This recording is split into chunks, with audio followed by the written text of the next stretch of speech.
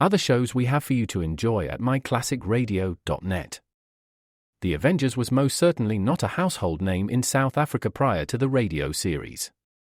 With no national television service until 1976, the mechanism simply was not present in the country to show television programs to mass audiences. While many other countries reveled in the filmed adventures of John Steed and company, South Africa was not equipped to join in the fun. The series took Britain by storm and made a major impression in the American markets, being that greatest of rarities, a British series given a network transmission slot. However, as a filmed series, rather than a videotaped one, The Avengers was able to gain a modicum of exposure in South Africa through film rentals. Come and listen at myclassicradio.net. Other shows we have for you to enjoy at myclassicradio.net. 21 Precinct was a police drama broadcast on CBS from July 7, 1953, to July 26, 1956. It initially served as a summer replacement for My Friend Irma. The show was produced in cooperation with the Patrolmen's Benevolent Association of City of New York and adaptations from True Criminal in New York. The Policeman's Point of View. Historically, the 21st Precinct had been located near Gramercy Park, Manhattan. In 1929, the department reorganized the precinct numbering, and 21st designation was discontinued. No such precinct existed during the run, nor does a 21st precinct exist. However, the fictional precinct's territory closely corresponds to that of the Upper Side's 23rd precinct since 192.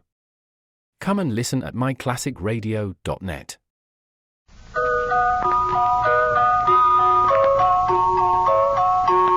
Pepsi-Cola, P-E-P-S-I, that's your smartest cola buy.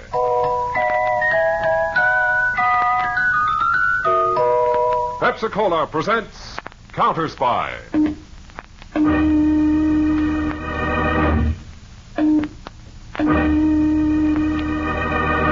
Washington calling David Harding, Counter Spy.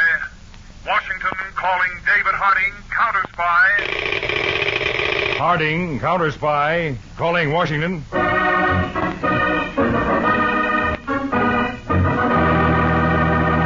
United States Counter Spies, especially appointed to investigate and combat the enemies of our country, both at home and abroad.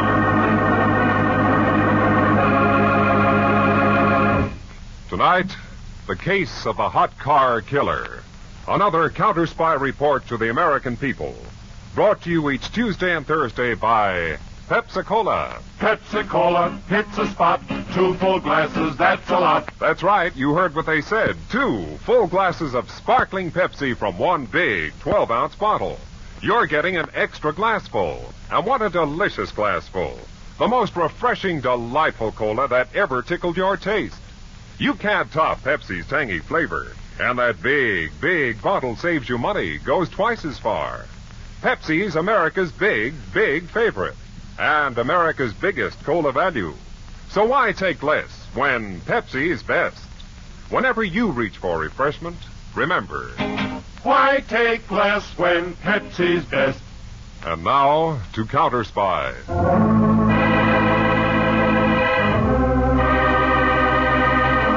A bright, brisk fall afternoon. Around the dirt track roar a dozen low-slung racing cars. Sudden death, an added passenger in every one. Axles brush on the straightaways. Tires scream as they skid on turns, then straighten out again.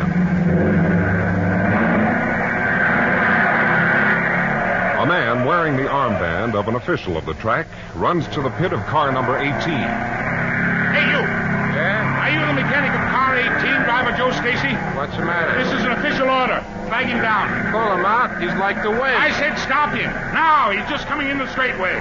Here's your flag. Use it. Okay. Here he comes.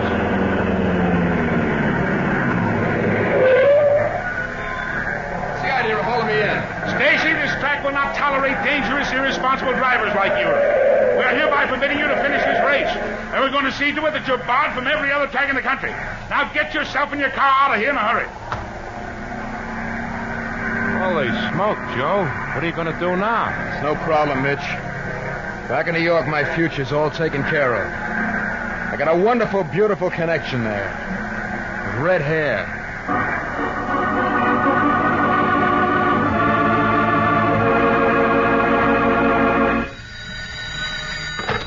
Hello? Hello, honey. It's Joe Stacy. I'm calling you from Chicago. Joe, darling, as if I didn't know. You coming to New York? I gotta, Laura. I've been bounced off the tracks for good. Oh, Joe. After I take a good long look at you, I'm gonna need eating money. You got any ideas? Sure, Joe. I'm a business career woman now. What? I'm a secretary. Private secretary to a corporation. The corporation is 5'8", 150 pounds with gray hair and a big fat bank account. So how do I fit in? Leave that to me, Joe. I'll get you a job with my corporation. I'm going over to his apartment now. Joe, it's a penthouse with overstuffed chairs, soft as marshmallows, and a view of New York. There's only one real trouble with the job. He keeps playing a certain phonograph record again and again and again and again.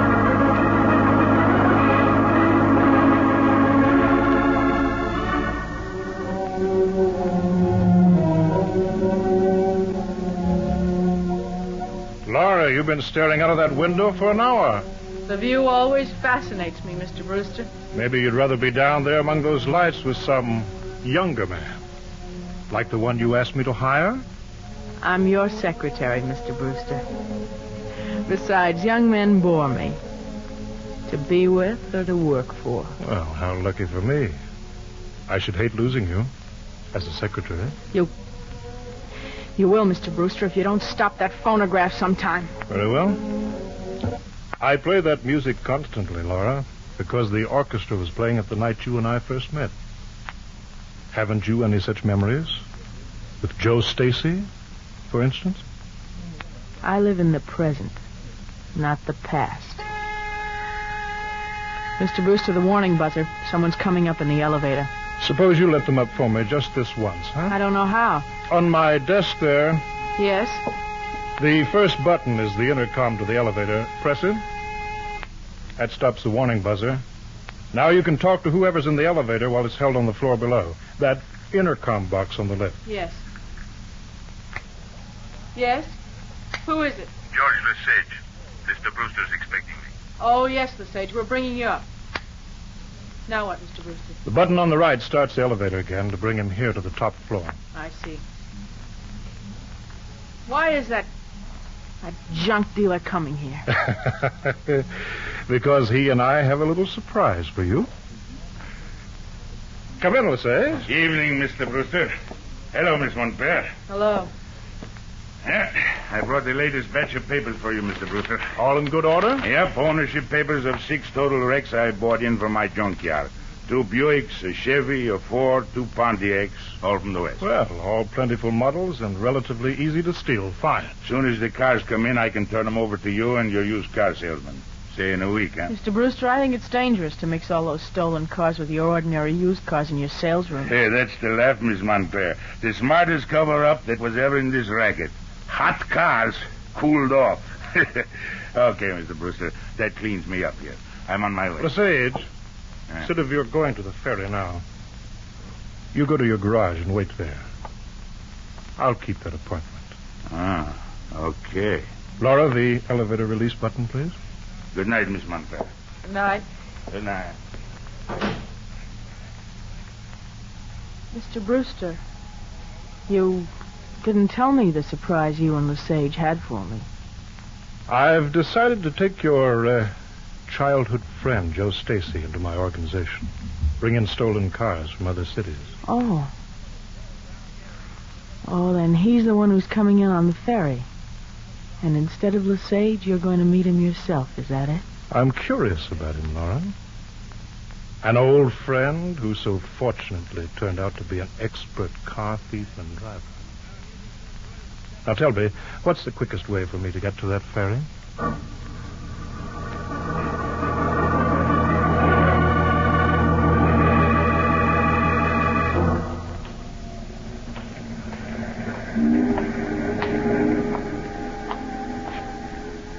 Oh, mister, you got a light?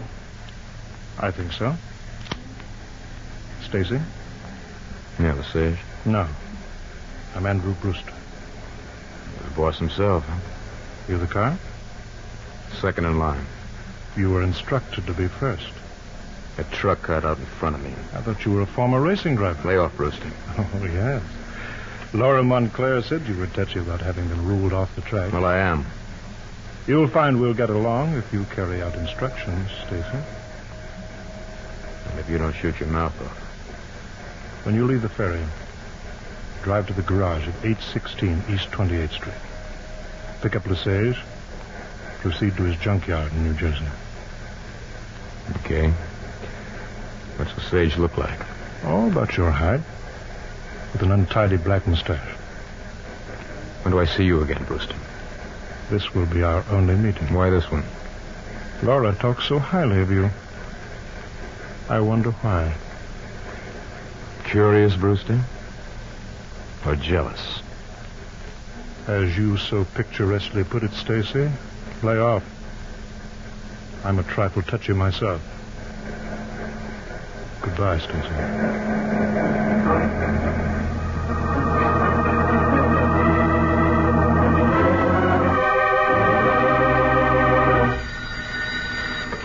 Hello?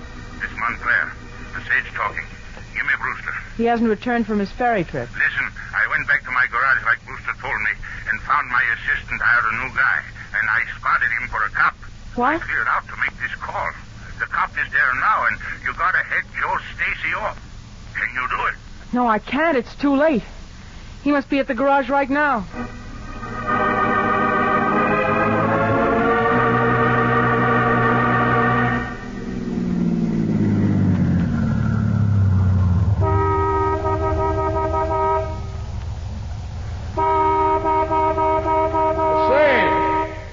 Lesage! All right, you. Come on out of that car. You Lesage? Yeah. Come on out of that car. Come on. There's your mustache, Lesage. Never mind that. Come out. Not a chance, copper. This is for you.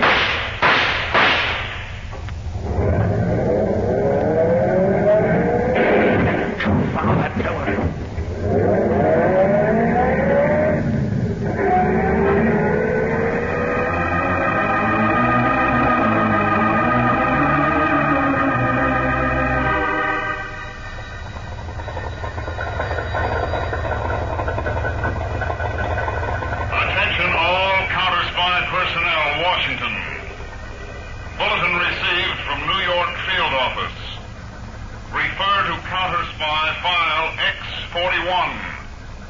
New York detective Jerry Winters found murdered in garage at 816 East 28th Street.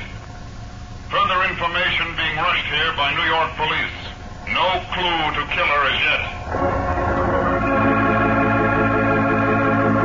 David Harding to Harry Peters. Meet me at airport in exactly half an hour. We're flying to New York.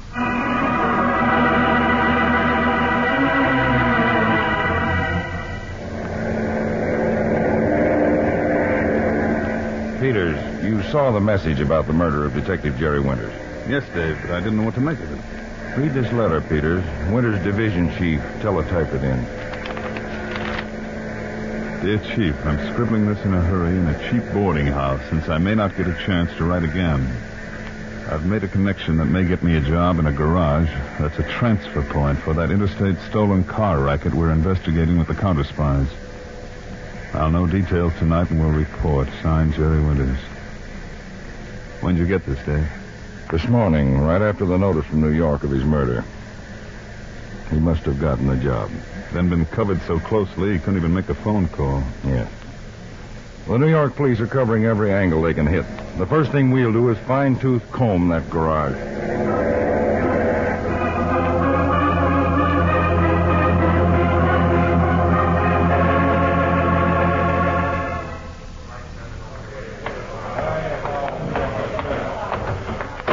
Dave, I've been interviewing all the employees of this garage. They all swear that if there was anything crooked going on here, they didn't know a thing about it. How about the owner?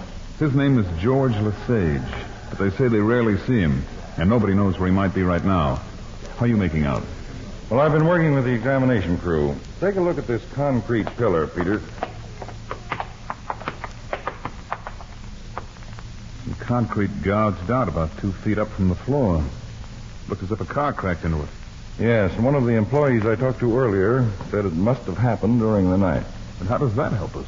Well, take a look at it through this pocket magnifier. flecks of paint. 2 colors. Benson of the examination crew says some of the flecks are of brown paint over a year old. And these other flecks of light blue paint with a top coat, a freshly repainted car. And that's one of the first steps of an efficient hot car outfit, Peters, to give the stolen cars a quick repaint.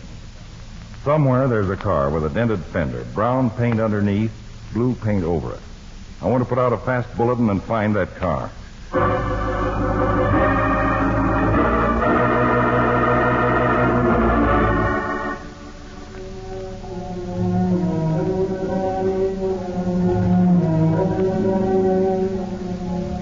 Brewster, I'm waiting for you and Lesage to tell me how you're going to help Joe Stacy. Miss Montclair, Stacy's safe in my junkyard over in Jersey. Besides, Laura, he sounds like a man who helps himself. I introduced him to you, Mr. Brewster. He killed a detective to protect your racket. You've got to help him. On his account? On yours. And mine. I wonder if I can afford to have a cop killer in my organization. What are you getting at? Sage, remember what happened to Whitey? Driving along a mountain road, his car went over the side of a cliff. Accidentally. Laura. I won't help you, Mr. Brewster. Laura, my dear, Stacy knows and trusts you. You're going to invite him for a ride with Lesage tomorrow. You brought him into our organization. It's only fitting that you help him leave it.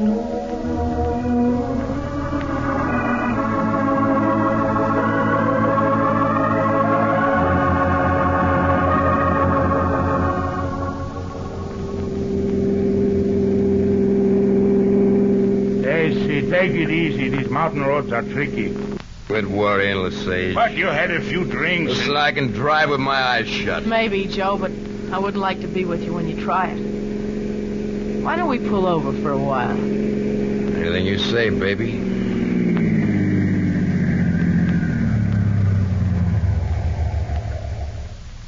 What a wonderful view. Doesn't that train look small from up here? Like a toy. You know, a guy could go over this cliff easy in a car. That wooden rail wouldn't hold a weak flea. You're some kidder, Joe. Put up your hands, Lesage. What is this? It means you're going to have the accident that you and Brewster cooked up for me. Laura, you're double-crossing Brewster, and he's stuck on you. I'm not stuck on him, Lesage. I take his nonsense now so I can take a lot of his money later. All right, Joe. Listen, give me a chance. Give me a break. Give it to him, Joe. No. Quick, Joe. Put your identification papers in his pocket. Okay, baby. Be sure you get everything that identifies him as George Lesage. Papers, wristwatch, wallet, picture of a kid. Never mind that. Pour the whiskey over his clothes.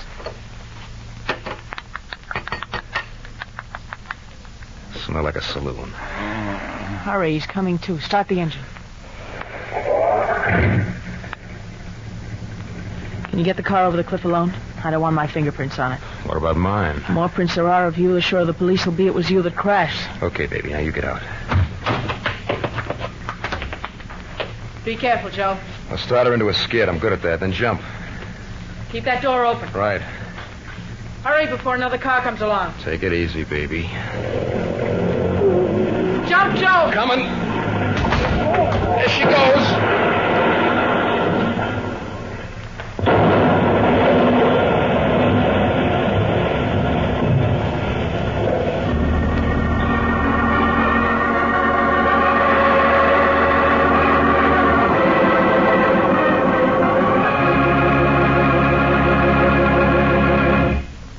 In just a moment, we'll return to Counter Spy, brought to you by Pepsi-Cola. Pepsi-Cola hits a spot. 2 full glasses, that's a lot. Lots more value, lots more zest. Why take less when Pepsi's best? More and more, among fellows and girls, among mothers and dads, you hear that sane and sensible question. Why take less when Pepsi's best? No budget, no allowance ever had a better friend than tangy, sparkling Pepsi-Cola. Because one big 12-ounce Pepsi bottle gives you 2 delicious drinks. That's twice as much tangy taste. Twice as much delicious Pepsi to go just twice as far. That's why more and more families say, why take less when Pepsi's best? Yes, families like yours and mine. families all over America. They're all saying, why take less when Pepsi is best? Pepsi-Cola hits a spot, tastes terrific when you're hot, more and better than the rest. Why take less when Pepsi's best? Today, tomorrow, always.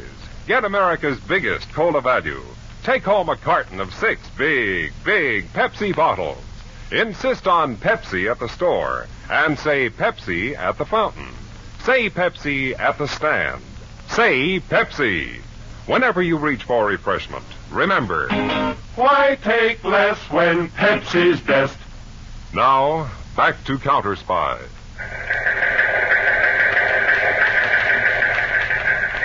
Routine report to Statistical Department, Washington. Received from State Police, New Jersey at Counter Spy, New York Field Office. Fatal car crash off Highway 6A. Car identified as having been stolen 4 days ago in Baltimore, Maryland. Relay this bulletin to David Harding, now in New York.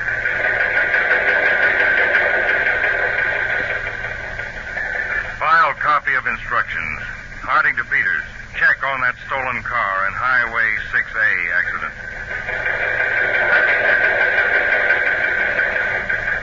Peters reporting to Harding.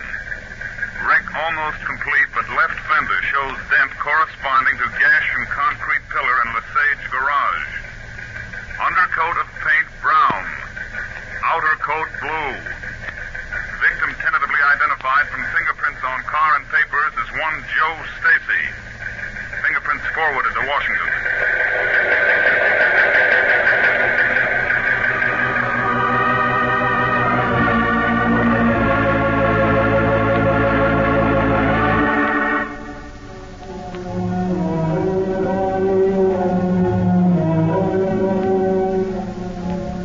Still interested in the bright lights down there, Laura? There's a ghost dancing among them now, Mr. Brewster. I know it was difficult for you, Laura. But it was Stacy or me. I had no choice. Neither did I. As you've so often said yourself, we're in a tough racket, aren't we?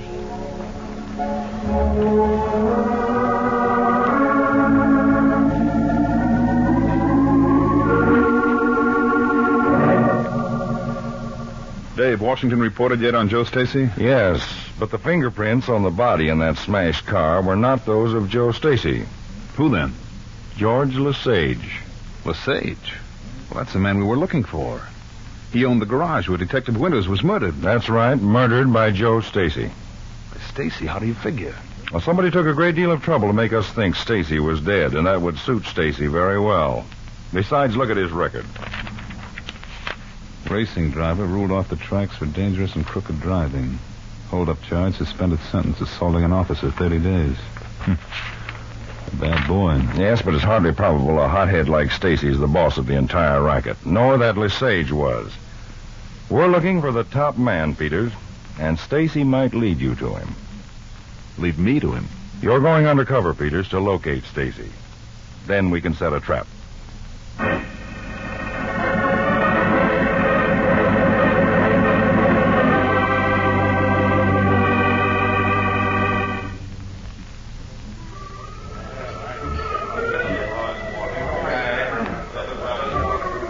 Joe, I'm worried. Well, what about, baby? I don't think it's safe for us to meet in such a public place. I got this tablet in my pocket. Besides, this new mustache is sprouting. And the papers are full of pictures of the wreck. I got killed 2 days ago, remember? Joe Brewster will be wanting to see Lesage soon, and then there are the other men. Hey, Bud.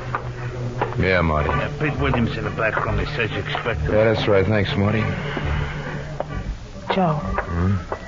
Who's Pete Williams? Oh, he's a guy I met last night right here. At the bar, he started shooting off his mouth about racing drivers. We got into a little argument. It turns out to be an all right guy. He's in the same racket. You sure he's all right? Yeah, he knows a lot of the same people I do out in KC. You go on over to Bruce's apartment, baby. I'll call you later, huh? Okay. So long, honey.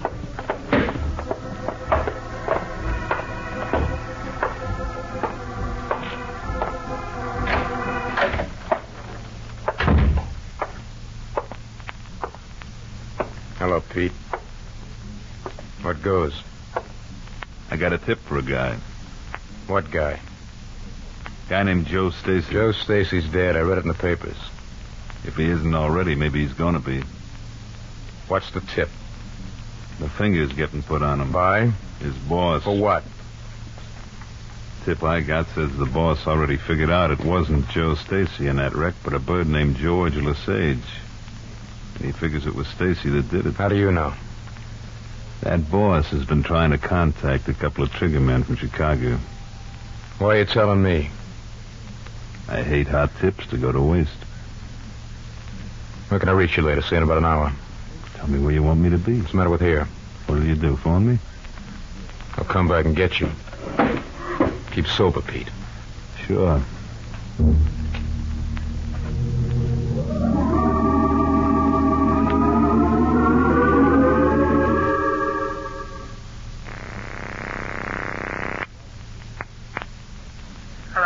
Hello, honey, it's Joe. Listen, you were right to be leery of that guy Pete Williams who tried to caper on me. What caper? Well, he tells me Brewster caught on to the wreck business. He's out hiring guys to take care of me. What a jerk, huh? Jerk? How do you figure? Well, honey, if Brewster caught on already, you'd know about it, wouldn't you? Well, wouldn't you? I've been thinking, Joe. I've got a scheme for us to get rid of Brewster, get some dough, and take care of your friend Pete. Tonight, all at once.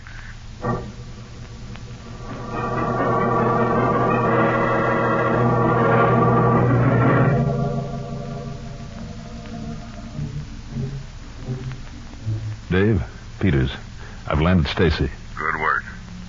Did he reveal who the boss is? No, but he's pulling me in on his scheme of revenge on the boss. We're going to hold him up. Then Stacy plans to kill him. Well, I'll be close behind you with one of our mobile squads. We'll break it up in time. Well, it may not be easy, Dave. The boss lives in a penthouse and has some tricky system to control the elevator. Stacy's girlfriend is going to double-cross the boss and let us in. Then you'll have to find some way of letting us in. When's the job set for? 11 o'clock tonight.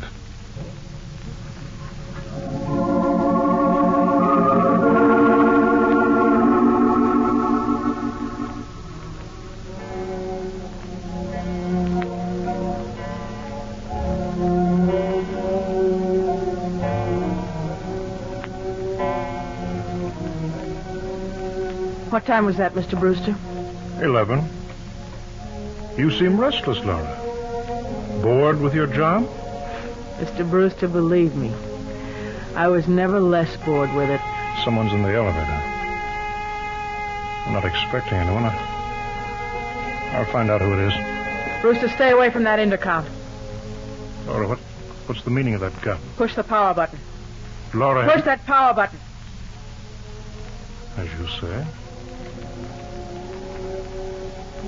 Sit down by the desk. Laura, what is the meaning of this? Shut up!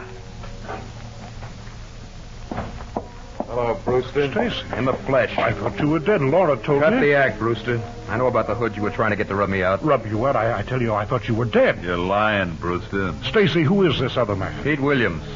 The guy who put the finger on you for putting the finger on me. Oh, this man is tricking you, I swear. Listen, Brewster. Wait. Maybe Brewster's telling the truth. Maybe Pete is. That's what we're going to find out. Meantime, I'm holding the gun. Pete. Yeah? In the right-hand drawer of the desk, the combination of the safe. Okay. Safe? Yeah, Brewster, we're taking a little trip. Joe's staying here. Laura, you can't leave me for this cheap thug. Quiet. Laura, here's the combination. Take it, Joe. Open the safe. Where is it? Behind that picture over there on the wall. Okay. Now I can turn that music off for good. Laura, what's that? The buzzer. Someone's in the elevator. Look out, Brewster's going for the button. Pete, I gotta shoot. Get out of the way. I'll get him. Too late. He's pushed it. The elevator's coming up. Laura, how do we get out? Back exit to the roof. Come on, Pete, you too. Now, don't be suckers and run. How do you know who it is? What? He's right, Joe. We'll play innocent. Whoever it is, we invite in. And we put him to sleep. Good girl. Put away your gun, Laura. Yeah. You, Joe, get by the elevator. Right. Now, hold everything. There's nobody in the elevator. It's a trick. Hold everything, all of you. Counter spies. Don't move or we shoot. What? All right, boys. Cover every door and window. Okay, boys. You all right, Peter? Yes, Mr. Harding. But I wish I'd known you were coming in from the terrace. Looks like a good haul you made. This is Joe Stacy, murderer. About ready to have a stroke. You lousy Joe, shut up. And this, I take it, is the girlfriend. Not yours, copper. Take your hands off me. Gladly, after I get these handcuffs on you. And here, out cold behind the desk, Mr. Harding, the big fish. Andrew Brewster. Used car dealer and hot car racketeer. Peters, he looks so peaceful, I almost hate to wake him up and give him all the bad news he's got coming to him. But on second thought, I think it'll be a real pleasure. Let's get to it, Peters.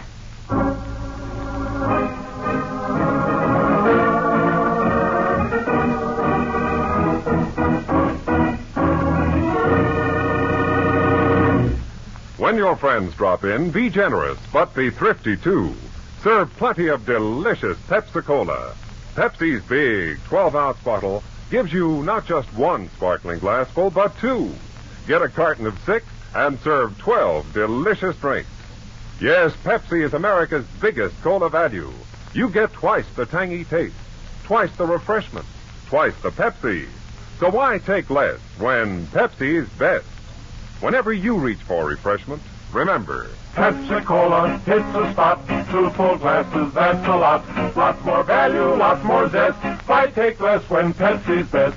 Tune in every Tuesday and Thursday, same time, same station, to Counter Spy. Listen next Tuesday for the exciting Counter Spy case of the Postal Pirates. The little black box that caught the revolver in midair. The one-fingered typist who punctuated sentences with bullets. And the double-crosser who tasted her own medicine and died as the result. Case of the Postal Pirates on Counter Spy.